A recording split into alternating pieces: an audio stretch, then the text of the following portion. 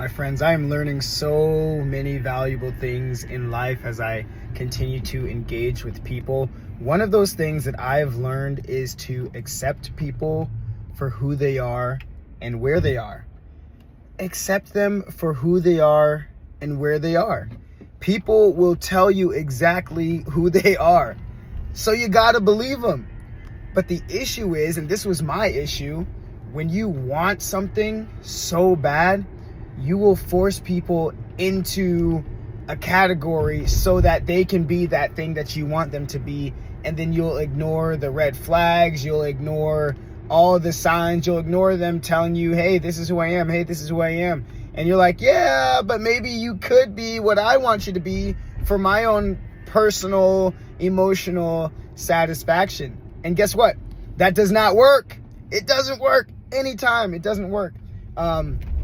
People rarely change. That's a fact. And the people that are able to change quickly, those are dynamic people. But not everybody can do that. Change is uncomfortable. And to seek discomfort is not a normal quality, but when people that can create consistent discomfort will consistently grow. And because growth requires discomfort. And it's a beautiful thing. However, it's not the common case. And so you got to accept people for where they are. Love them for who they are, for where they are, and then place them in the proper category. Don't force them into what you want them to be. Let them be who they are. And life is so much easier that way. So much more flow that way. You don't got to try to beat people up, push them, move them, shake them. No. Love them, accept them. You'll both have a much better relationship if that's what you do.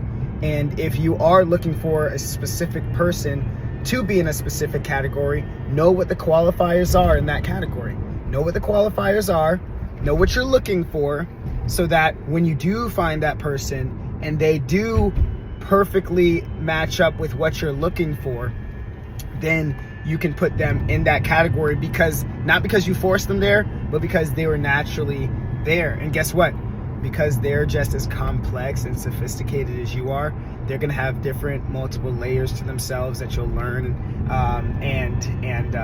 But that's people. And I feel that my experience with loving people, with being connected to people, has just exponentially improved as I've learned how to love people for where they're at, accept them for where they're at, and not try to force them into a box for my own emotional benefit, because that's selfish. Ultimately, it's selfish. And selfishness is rooted in ego. And if my ego needs this, and this relates to like intimate relationships and also platonic relationships. Love people for where they're at. Learn, be curious about who they are and where they're at, what they think, what they believe. Your life will be so much more flavored, so much more seasoned when you can engage with people that don't think like you, and then your perspective will open up and you'll start to learn how much you don't know. And then when your ideas are challenged, when your ideas get challenged, that first challenge, like for me, I didn't like to be challenged. And so when my ideas were challenged, I felt like they were attacking me. They were challenging me as a person. But they weren't attacking me as a person. They were attacking, not even attacking. Their worldview was challenging my worldview. And so then what happened was, when I embraced that challenge, I learned that, okay, I thought about my worldview. And I said, well, is there weak points in what I'm thinking currently that are they seeing something I'm not? And so then what happened is my view of the world shifted. It got refined. The things that were true, that were stable, that were secure, unmovable, became deeper, more solidified in me, because my understanding became deeper because of the challenge. And then the things that weren't quite as strong, quite possibly, untrue or not as clear in my focus, those things faded, and then I got a new perspective. I said, whoa, you know what? I never thought of it that way. And so I want to encourage you, let people be who they are. Let people be who God created them to be.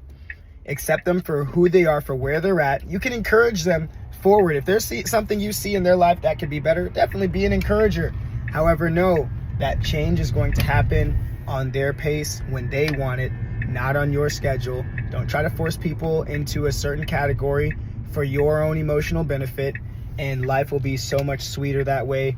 Hold everything loosely. Some people are in your life for a reason, some for a season, and very few for a lifetime. So just be good to all people, as much as it relies on you. Follow peace with all people. And I hope you enjoy that reflection. Let them be who they are, accept them for who they are, and put them in the right category. Bless you.